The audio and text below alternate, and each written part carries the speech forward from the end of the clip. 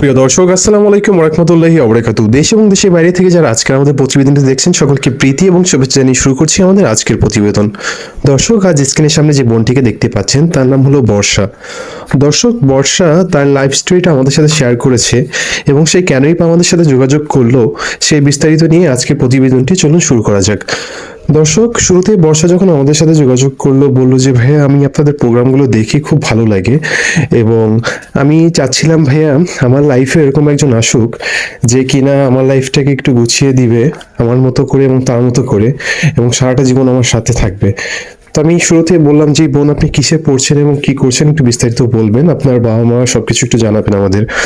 তখন সে বলল, ভাইয়া আমার শৈশবকাল কালটি পুরোটাই কেটেছে আমার মামা বাড়িতে এবং মামার বাড়িতে থাকছি এখনো, কিন্তু এদিকে আমার মামা বাড়িতে আমার নানা অসুস্থ হয়ে পড়ার কারণে আমাদের নানা বাড়ির ফ্যামিলিও এখন অতটা ভালো নেই তারা।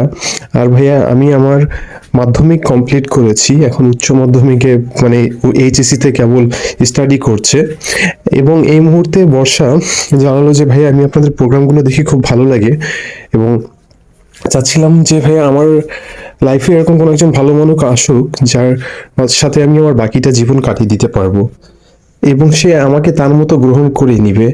আমি চাচ্ছিলাম যে আপনার তো গার্জিয়ান আছে, আপনার তো মামা বাড়ির লোকজন আছে, তারা তো ছিল আপনাকে। তখন সে বলল যে ভাইয়া আমি চাই না আসলে কারো ঘাড়ের উপরে বোঝা হয়ে থাকতে বা কারো ঘাড়ের উপরে চাপ হয়ে থাকতে।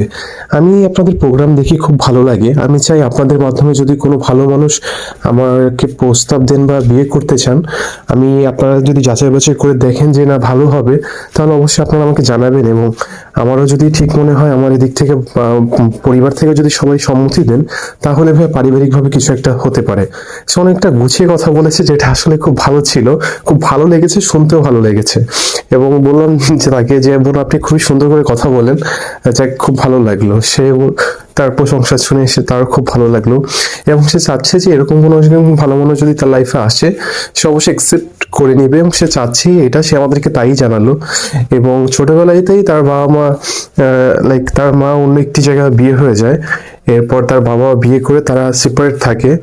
এরপর তাদের ফ্যামিলিতে একটু অন্যরকম অবস্থা হয়ে যায় এবং সে জানে যে তার বাবা মা মারা গেছে, কিন্তু আসলে তার স্টোরিটা হচ্ছে এরকম যে তার বাবা মা অন্য জায়গায় বিয়ে করে নেয়, যে কারণে এখন তার লাইফ স্টোরিটা সম্পূর্ণ কেটেছে হচ্ছে তার মামা বাড়িতে। বাট তাকে ছোটবেলায় বলেছিল যে তোমার বাবা মা মারা গেছে। দর্শক, এই স্টোরিটার মূল কথাটি ছিল এটা, যেটা আপনাদেরকে শেয়ার করলাম। আর এখন বর্ষা চাচ্ছে তার নিজের মতো করে তার জীবনটা গোছাতে। সে কারোর উপর বার্ডেন হতে চাচ্ছে না, সে চাচ্ছে না যে তার মা বা তার ফ্যামিলির উপরে চাপ পড়ুক, কারণ তারা ওরকম ভালো অবস্থানে নেই যেটা সে বলল।